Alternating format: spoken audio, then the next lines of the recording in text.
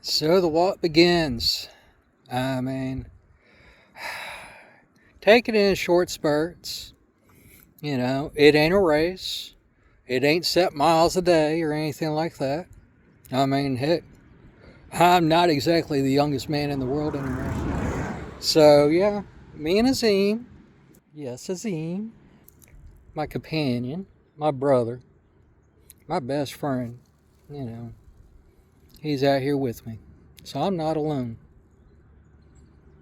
I mean, that's what his namesake is. If you ever watched Robin Hood, Morgan Freeman, Zim was Robin Hood's best friend, his Muslim best friend. I've had him since he was 6 months old. That should say something.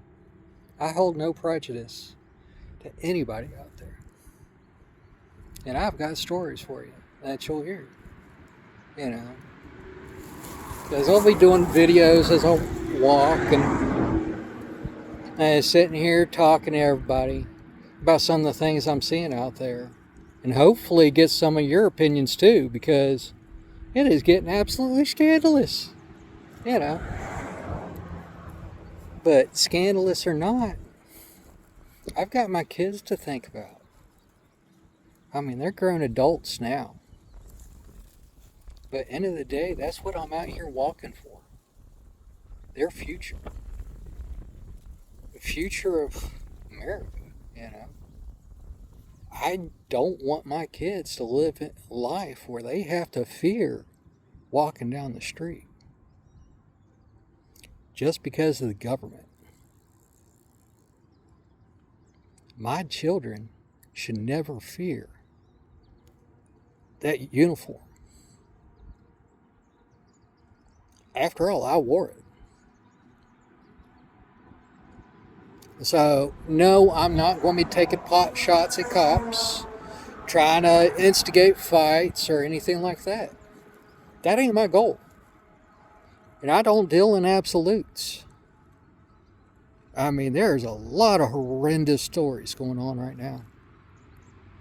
I mean, and that's why one of my first destinations is go pay respect to a certain VA nurse that was shot and killed by a person in that uniform. I hold my oath sacred. I've been out for a number of years, but it's still sacred to me. And I am sure, without a shadow of a doubt, there's people in the police force and ICE both. I mean, it's obvious they're speaking up. The good ones are, at least. I mean, it's gotten beyond a point of ridiculousness. Beyond a point of, as a vet that served 3 tours, I'm ashamed of what's become of this country. And it ain't the people. It's the ones up top dividing the people. Pointing towards issues that ultimately, end of the day, it's their own personal issues. They want to have bias against trans. They want to have bias against freaking black people. They want to have bias against Spanish people. They want to have bias against natives and first people. It is hitting everybody. And this is me sitting here and, I'll say it. Yeah, I have very white skin. But I've got mixed heritage too. I said it before when I was sitting there in my bed broken with my back. I was in utter shock at what I was seeing. And that's part of why I was so calm on that initial video. I didn't want to believe it. And that's why I've been silent all this time too. I had to get my facts right. Make sure this was right. Because it felt like a damn nightmare. And it's a nightmare that we're not waking up from yet. That's the truth of it. And there's a lot of willful ignorance out there right now that it's part of the problem. And that's why I'm getting out on foot, talking to people. Trying to get people talking. Older generations, younger generations, my generation, everybody. Because it's going to take everybody. The No Kings rally? Damn, that's impressive. I am absolutely proud of them. Absolutely proud of their efforts. I mean, taking it all the way up to 8 million people across the U.S. That's just in the U.S.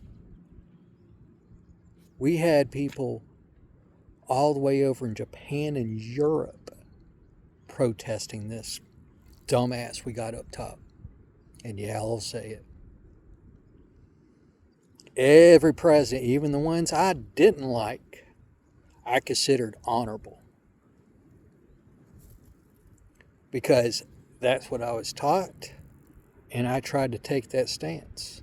This is the first time I have ever had both a president and vice president that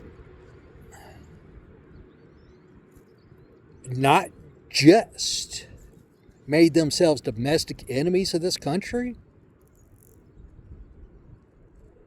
they have exploited a hatred to divide the people worse.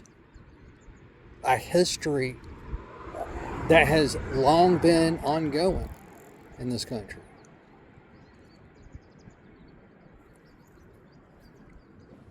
I mean, we like to think we're in a perfect world and we can stop fighting, but that fight never ended. I mean, I grew up in southern Alabama, just south of Birmingham. I saw the toll. I mean, I wasn't there in the 60s and 70s, no. I didn't get to see Martin Luther King walk, and I wish I could have. But what I did see was the division in that land. And that division bothered me even then, as a kid. As part of why I ended up up north, you know.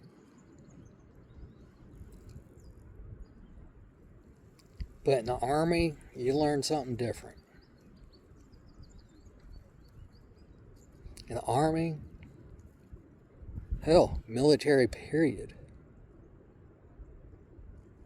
you learn it ain't about color of that skin or any of those typical biases that divide you. That person to your left and right, you got to count on them, not just for your life. Nah, man, you got to count on them for everything. To watch your back. Hell, just to go take a pee, we're watching each other's backs.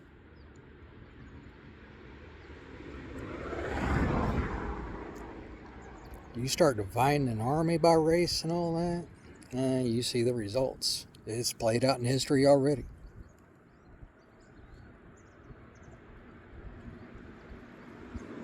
So right now, it's time to come together again, America. I mean, our ancestors showed us the way, and it got taken down. I mean, look into the actual histories of this divisionism fight. The Rainbow Coalition back in '69, that was a beautiful thing. And it got shut down. That was the working class coming together. Saying, hey, we're going to take care of our own. And guess what? That's what I'm saying. That's what we need to do now. We got to take care of our own. Look after your neighbors. Look after your family, your kids, your elders. Check in on them. Make sure they're okay. I mean, because this issue, it's hitting a lot of people a lot of ways.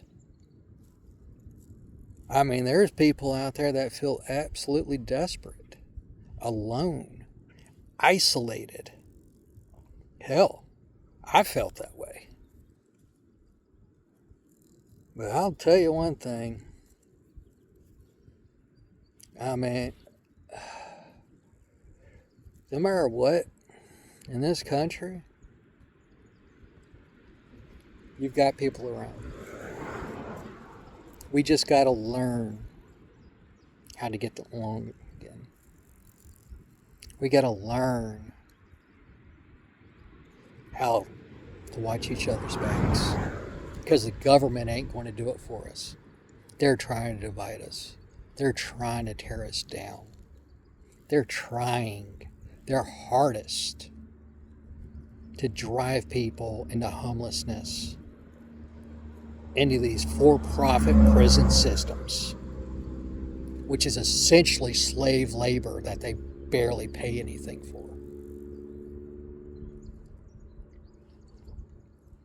And yes, vets are getting caught up in this too. And a little note to Ripley County in Indiana. Guess what? When you promise vets that their property taxes will be free because they're disabled as a service, and thank you for your service, I hold you to that promise. But when you come back, like this year, and you break that promise, not just passing legislature that I never saw a vote on. So, take it back to England. Back in the freaking old times when taxation without representation was a big issue in this country. Doing it again. Ripley County. Yeah, I got a tax bill the day I started this walk. As a disabled vet in Indiana. So their fake promises and their lies to encourage vets to come to this state, it's a load of bullshit. I'll tell you that right now. They are in on the scam now. In a state that I thought I might be able to respect. Thank you. You just added to the list of things I needed to talk about while I'm out here.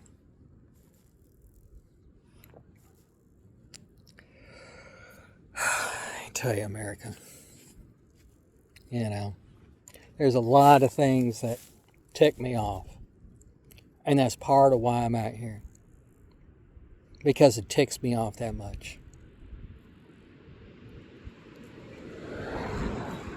Ah, man. I try to keep a peaceful, hopeful, happy attitude.